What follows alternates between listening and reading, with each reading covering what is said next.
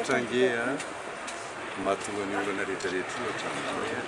tsy fisin'ny bongouvernance sy l'état de droit any ny fototra lehibe zay zany aloha tsy maintsy apetraka voalohany indrindra. Inona tonga ny latsaka everiko fa manana biby eo amin'ny firenena ny tenanay raha ohatra ka mitraikefa politika ny vatananay vahiny tsy mampanderitreritra hoe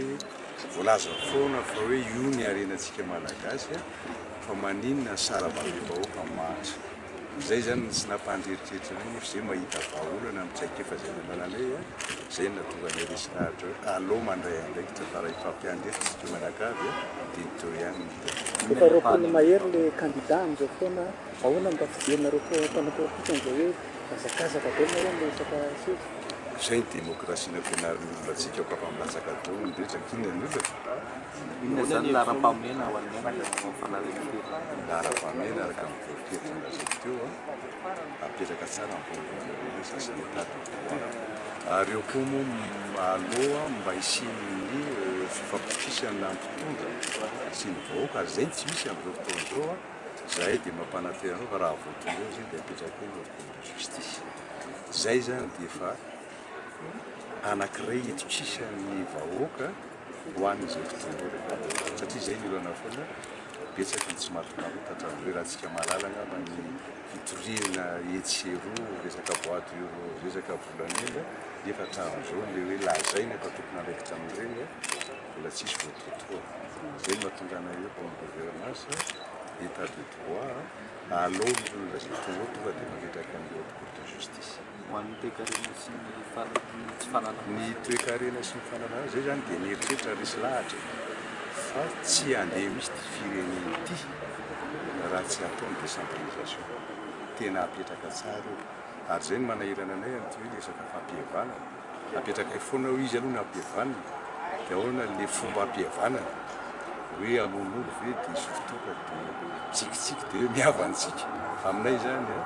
réconciliation économique misy zany fihavahana amin'ny samy malagasy zany ny dedavina fa raha mbola ohatra azao ny elanelana misy eo amin'ny faritra tsisy misy zany hoe fihavanana feno tanteraka zany. Zay zany no maharesy lahatra anay hoe fametrahana ny décentralisation dia misy ny transfert de compétence ny transfert na budget makany amin'ireny ary ifandrindra amin'le spécificité ny région tsirairay dia fampandrosoana atao any efa ananay daholo zany hoe inona ny olana any amin'ireny faritra ireny inona ny azo atao fampandrosoana azy zay tsy teny hoe fampandrosoana aingana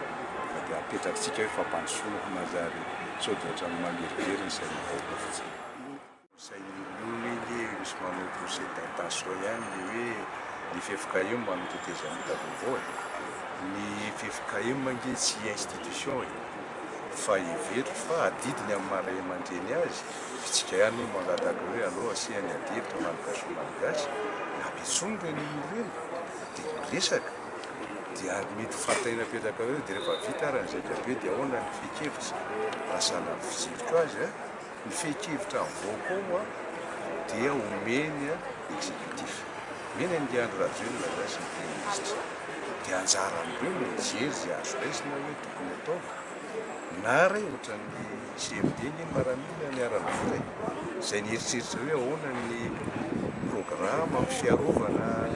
tokony hipetraka eto Madagasikara dia ny azy fantiny izy hoe ho apetraka ny président de république avao zay ko mety mety ny FFKM sy président de république avao sy fekevitra nefa ny FFKM ania mbola tsy miteny mihitsy hoe manao tetezamita vaovao fa izany tetezamita vaovao zany aloha gavitsika rehetrarehetra zao nareo mpanao gazety fa mampasamyreraka daony amin'ity tetezamita efa-frontière lasala mihitra aloha andeha fifidianana zay voalohan'ny république avao io zany manatanteraka sy mety hoe taheta zay zao raha ohatra ka satsy teny hoe raha ohatra ka zany efa alala tsy olana amin'ny mihitsy na mampanefasaka zonary resaka hoe inona no vetsika constitution azo atao tsara zany tsy olana mihitsy tsy tafisy ohatra misavaka be ohatra hoe FFKM manano tetezamita ngany FFKM institution manavina mpiarahamony ianao aka fanefana ka rehefa miomana oatra an'izay dia efa hatrany amin'ny fototra aloha napetraka voalohany. Zay zany ny fomba fiasanay ary zay no mahafeno hoe 7% hoe efa mipetraka eran'ny distrika. Ary efa nanomana an'io zay hatramin'izay ary ohatra ray beko anareo hoe fomba fanao moa amin'ny bureau de vote misy délégué de vote anankiroa dia zay mihina vola 25 000 tsy 50 000 enay dia efa miantaninay mieloza nandrisy zay taona amin'ny tolo hoe tokony misy fifidianana tamin'ny 2009 dia hoe zay délégué de vote tsika mpiamana atao amin'ny amina dia anaterana sakafo fa tsy olona zotra dia fomba mahazo milliard zay am'izay.